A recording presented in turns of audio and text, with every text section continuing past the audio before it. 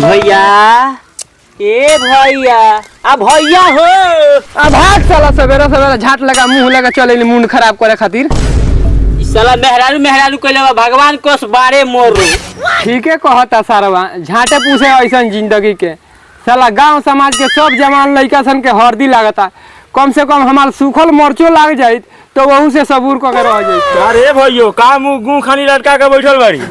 का करी रे भाई किस्मत हमरा मुंह में छुल छुल मुतता। का कहे के चाहत रे साला खोल के बताओ ना। कथी खोल के दिखाई करिया बाटे कथी रे किस्मत सोचत रहनी कौनो कुंवार लड़की तो नइखे पटत तो मेहरारूए पे टराई मारी ओ दिन मोटका के मेहरारू जात रहे लिपस्टिक वेस्टिक लगा के तो एगो तोपल झापल बात कहनी लेकिन तबे से उ 3 दिन से लुगा उठा उठा के गरियावतिया कहतिया टंगरी घींच के घर में से मारे बुझा तो कोनो हम लकड़ी के सिली हई। कौना जोनी में बाड़ी रे साला ओकरा चौकी पर कितना धान पिटा गई रे साला सो तो का करी ओकरा पूरा खेत के ठेकेदारी ले ली।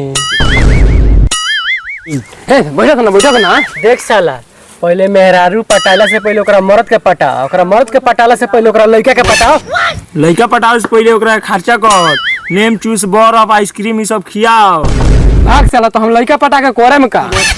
कर बस साले लड़का पोसी अपन लड़चट जिंदगी कोसी। साला हम जानते रहनी आजकल के लड़का अपना भविष्य के बारे में बतियावता ई साला हुनकर बेटी हुनकर बहन हुनकर मेहरारू के बारे में बतियावता साला आजकल के लड़का सन का भविष्य जीवा खाली उखिया में या रोहरी में रहता। अरे जवान ना मरद निपुतरा बात भोरे भोरे उठ के कहा दिन चियल जाता है एगो लइका कोरिया बा ओकरा खाए पिए का टाइम है नहीं के भई रे कोरिया ते का करत रे चल रे झाड़ झूठ के तैयारी कर खुरिया उरिया के बता रे तेरे पापा के दिखाए के बा चल ना खा लिए चल ना बाप रे चल ना रे बड़ा तबाह करता हमरा के चल। ए कहां भाई रे खाना ले आओ खाना। अरे केकर फोन रे भैया के हो केकर फोन रे हमारे बाबूजी कइले बंदी दे ना मोबाइल दे ना भूतल चेक करी तोरा बाबूजी कहो ओ काय फोनवा काट देता रू हमारा बसवाड़ी में। अरे तो जीजा जी हम आगे तो जीजा जी पासवारी में बोला वालो हां ओ सर जीजा जी क्या हो जीजा जी के भोतल हम कहतनी भोतल हम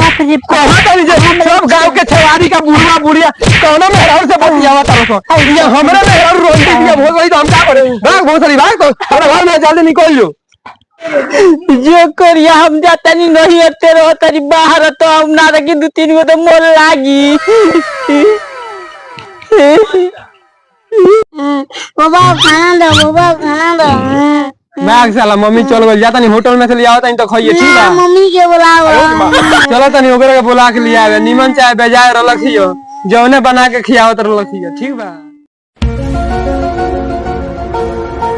चला बुझा तो मैदान लगा टका दे